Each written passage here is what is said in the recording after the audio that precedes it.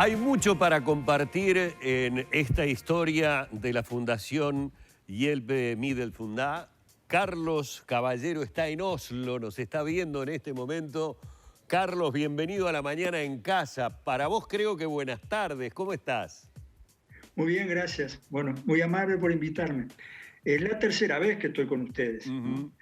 Dos veces presenciales ahí, y bueno, y esta vez los invito a ustedes acá que estén en Oslo conmigo. Me Ah, parece bárbaro. Y yo, como ya conocés la mecánica de La Mañana en Casa, te invito y les invito a los televidentes a ver esta presentación que hemos preparado para entender un poco esta historia que nace por allá, por 2002, de la Fundación Hjelpe Middelfunda, y también ver un poco qué hace un uruguayo en esta fundación. Acá la tenemos.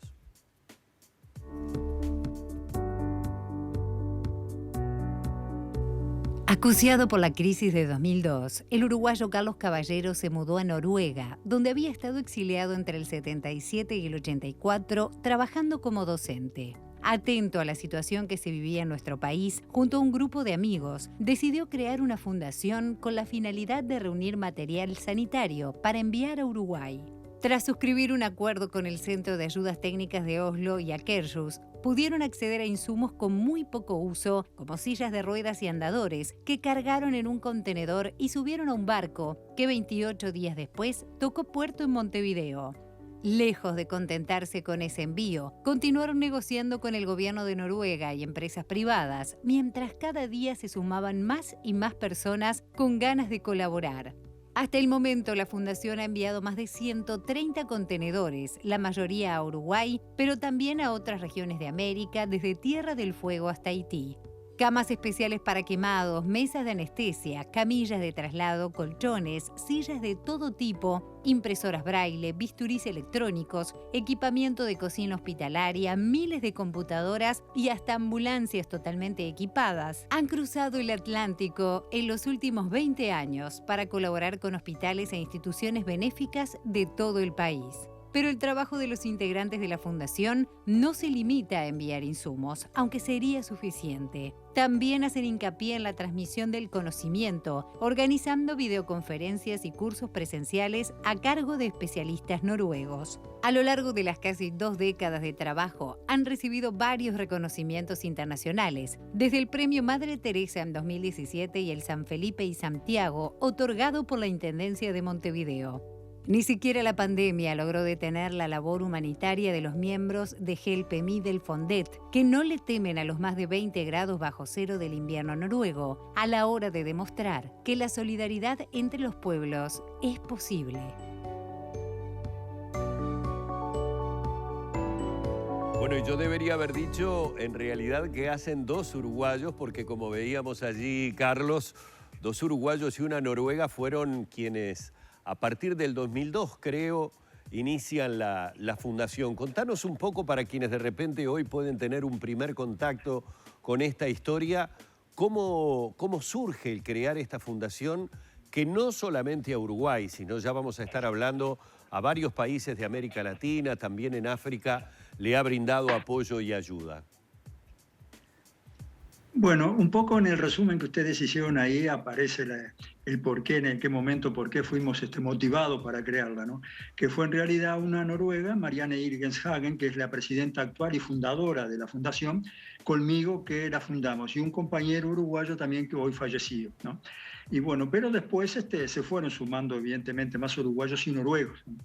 Y en aquel momento seguro estaba viendo una crisis muy grande en Uruguay en el 2002, motivado por eso, para ayudar al interior del país, es que iniciamos el trabajo de recolección de cosas que eran necesarias en ese momento, como puede ser los insumos para hospital, ¿no? Sobre todo hotelería de hospital, y también para ayudas técnicas para discapacitados.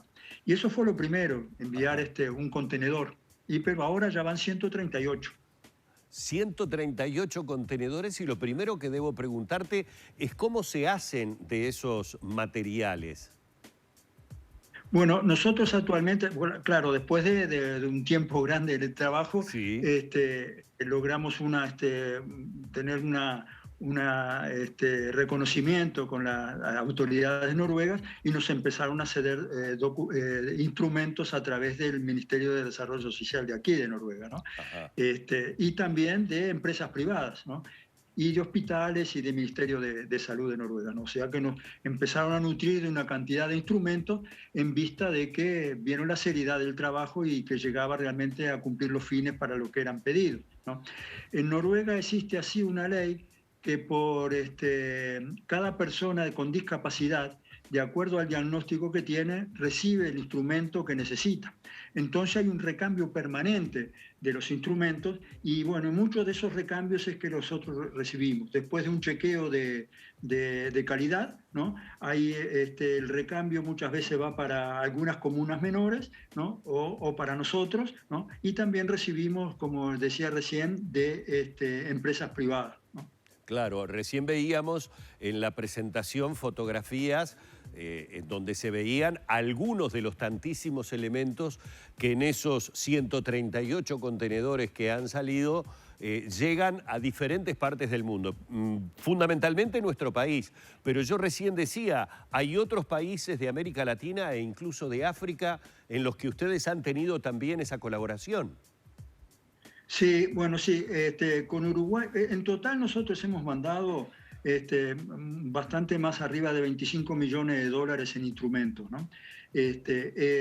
La mayoría de los contenedores, ¿no? De los 138, unos 120 fueron para Uruguay, ¿no? Se han mandado para 14 intendencias del Uruguay y 6 ministerios y después una cantidad de organizaciones como Teletón y otra cantidad de organizaciones que trabajan con personas o niños con discapacidad.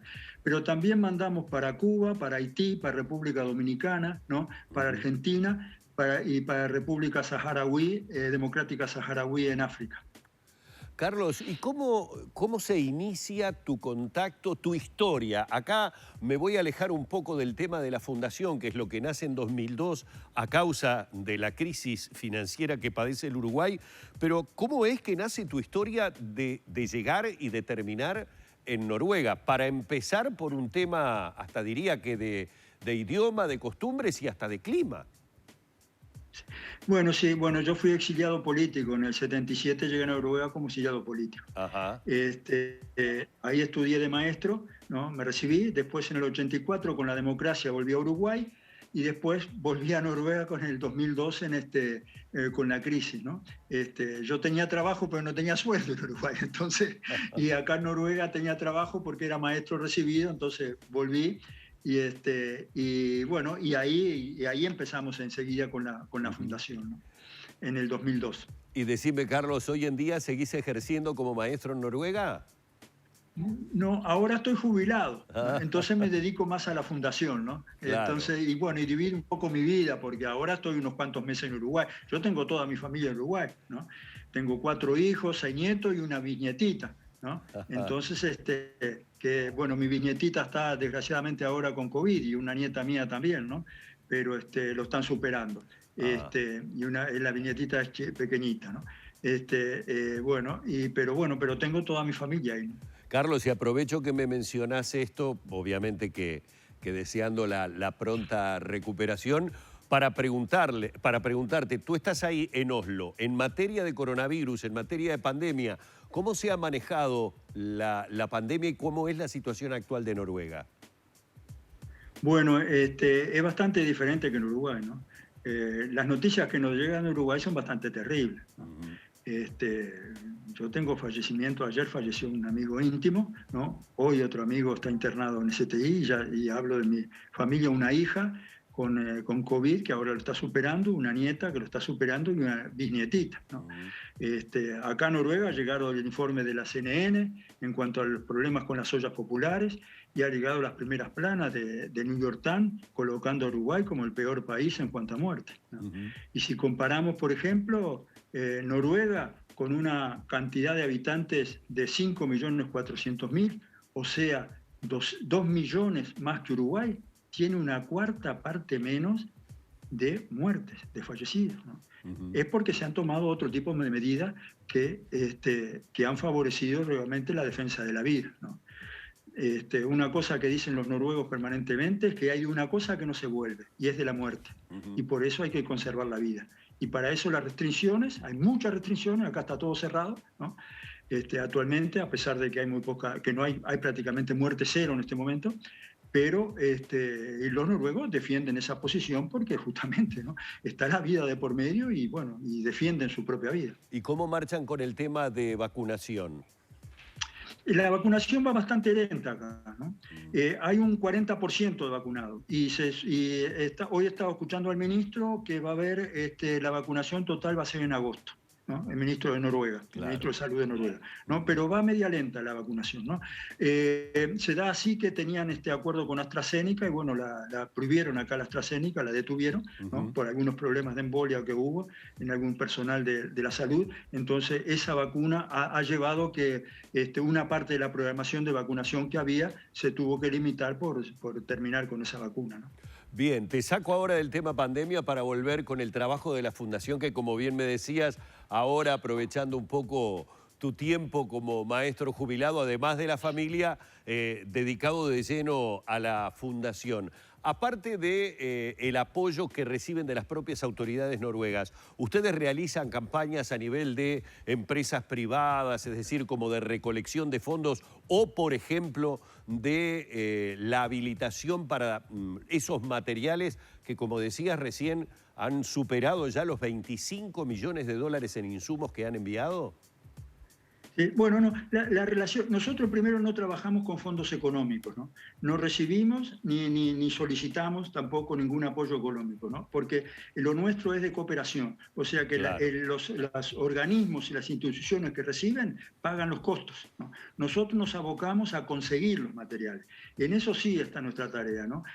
Tenemos relaciones evidentemente con el Estado, con diferentes instituciones, parte del Estado, que refieren a la salud, a la educación y a la discapacidad, y tenemos relaciones con empresas privadas, ¿no? Fabricantes de instrumentos, sobre todo de estas áreas, ¿no? Y bueno, en eso sí, hacemos campaña con ellos, pero más que nada en cuanto a relaciones, ¿no? Pero en cuanto a fondo, no. Cuando a fondo, lo hacemos en cooperación, como ya lo expliqué, ¿no? Claro, al principio nos decías también que las autoridades noruegas realizan en la Fundación un reconocimiento, dada la seriedad, los resultados que obtiene. ¿Esto les obliga a ustedes a hacer una especie de seguimiento de lo que ustedes donan para a su vez documentarlo frente a las autoridades noruegas de qué manera se está utilizando y a quiénes está llegando? Sí, exactamente, como tú lo dices, ¿no? En principio nosotros recibíamos realmente los instrumentos, el Estado se los daba a la organización del Pueblo para la Solidaridad, que se llama, ¿no? Que es una organización de la Central de Trabajadores de Noruega. Y ellos nos daban parte de esos instrumentos a nosotros. Posteriormente ellos se retiraron de una parte de ese trabajo y como las instituciones noruegas vieron que nosotros trabajamos seriamente con ellos, nos empezaron a dar directamente en eso, ¿no? Pero claro, nosotros tenemos que rendir cuentas sobre eso, ¿no? Y bueno, y nosotros con eso, en el caso de Uruguay te puedo decir, viste, que tenemos un gran orgullo de ser uruguayo porque permanentemente las muestras que damos a Noruega, porque las recogemos ahí, porque yo voy anualmente y vamos en delegaciones, a veces cada 2 años, a veces anualmente también, las muestras que vemos con todos los que hemos trabajado, ya te digo, con las 14 intendencias del Uruguay y con todas las instituciones, nos han demostrado la capacidad que tienen para llegar a quien realmente, dar los instrumentos a quien realmente lo necesita, ¿no? Y eso nosotros se lo podemos mostrar nuevamente después a las instituciones noruegas. También hay otro hecho que me interesa muchísimo destacar, que es decir, la Fundación no solo se limita a realizar este tipo de intercambio con donaciones en cuestiones materiales que evidentemente son muy, pero muy importantes, sino que también hay otra línea de trabajo que es esa cooperación que se realiza en transmisión de conocimiento, que a veces tiene muchísimo más valor que lo material. En ese sentido, por ejemplo, tengo entendido que han realizado videoconferencias con especialistas a propósito de temas muy puntuales, ¿no? Sí, exactamente. Eso, bueno, eso desde casi del principio nosotros empezamos como el elemento principal, ¿no? Claro. No solo era llevar los instrumentos, sino a aportar a Uruguay en cuanto a conocimiento para el tratamiento de esos instrumentos. Hay muchos instrumentos que nosotros mandamos que no existen en Uruguay, que son muy modernos para discapacitados, sobre todo, para personas con discapacidad, sobre todo. Entonces se necesita el conocimiento para poder reparar, para poder, inclusive para poder tener experiencia para después Uruguay poder fabricar esos instrumentos, ¿no? Entonces, ahí empezamos ya desde el principio. Posteriormente, el año 2015, fuimos consultados por el gobierno uruguayo por el tema de los grandes accidentes que había, la cantidad de accidentes que había en Uruguay por accidentes de moto, accidentes de tránsito, y la cantidad de jóvenes y personas adultas que quedaban lesionados muy graves, ¿no? Entonces nos consultaban sobre la posibilidad de hacer un convenio con Noruega para el tratamiento de esos casos. Nosotros hicimos una intermediación para hacer un convenio del Ministerio de Salud Pública de Uruguay con la institución Sygehus, que es una de las más avanzadas del mundo en cuanto al tratamiento de rehabilitación compleja. Y bueno, y fue así que fue un técnico, un profesional noruego al 2015 y se desarrolló un plan que existe hasta ahora. Y bueno, el otro día, la semana pasada, ya se van como 10 videoconferencias que se hacen de distintos temas y aparte van 3 conferencias presenciales que se hicieron en Uruguay con un equipo de noruegos que viajó hasta ahí. La semana pasada te decía que fue una videoconferencia la última videoconferencia que se hizo, que fue con el Ministerio de Salud Pública y con el Hospital de Banco de Seguro.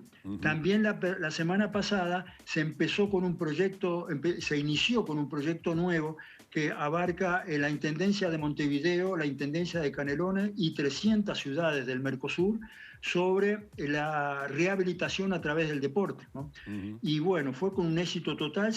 Fue la primera conferencia la semana pasada, donde hubieron 600 personas anotadas, ¿no?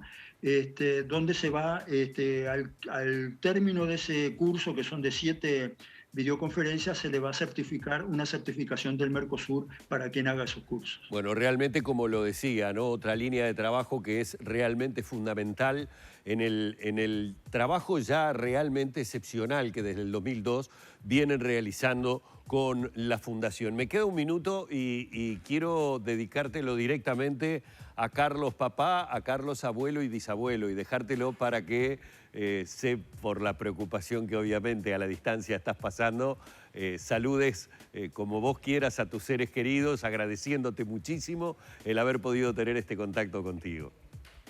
Bueno, muchas gracias. Bueno, a Carlos papá, a Carlos abuelo, a Carlos bisabuelo y a Carlos uruguayo. Muy bien. A mis hijas, a mi familia, a todos, a mis amigos, a grandes compañeros que tengo, grandes amigos que tengo, un gran saludo. Y como Carlos uruguayo le puedo decir que como miembro de los consejos consultivos de Uruguay estamos en una campaña que estamos desarrollando en el interior, los consejos consultivos de uruguayos y de las organizaciones de uruguayos en el exterior, para apoyar las ollas populares, ¿no? Ya llevamos 5 entregas de dinero que estamos haciendo para allá, pero que esto es una parte pequeñita que hacemos, digamos, estos uruguayos organizados. Pero hay miles y miles de uruguayos en el exterior que están apoyando a nuestro pueblo desde siempre, ¿no? Y siempre lo estamos haciendo. Un saludo al pueblo uruguayo en general, a nuestros hermanos uruguayos que están en el Uruguay y que están desparramados por el mundo. Bueno, ojalá que la próxima sea personalmente, Carlos. Un abrazo a la distancia. Un abrazo grandote para toda la audiencia. Muchas gracias a ustedes. Muy bien, Carlos Caballero, desde Noruega, más precisamente desde su capital, Oslo, donde creo que estamos alrededor de las... tenemos 5 horas de diferencia, o sea que debemos estar a las 4:30 de la tarde en estos momentos en la capital de Noruega, a propósito de este trabajo realmente impresionante que ha llegado al Uruguay con donaciones de más de 25 millones de dólares en diferente tipo de instrumental, en todo lo que Carlos ha detallado y mucho más, que sería extensísimo el estar diciéndole. Esta fundación, que en español vendría a ser algo así como Fondos de Medio de Ayuda y que en noruego es la Hjelpemiddelfondet, es la que Carlos ha detallado, le dedica su trabajo, su esfuerzo, ahora que como maestro jubilado se reparte entre la fundación y su familia, que la tiene aquí en Uruguay, y sus amigos, como él también lo recordaba. Un lindo diálogo a la distancia. Seguimos en La Mañana en Casa. Hay mucho más para compartir ahora con Eliana, con Petru, con Cairo y con el Franchu, que ya lo vi por allí. Hay muchos entusiasmados para aprender a hacer este ratatouille que nos propone.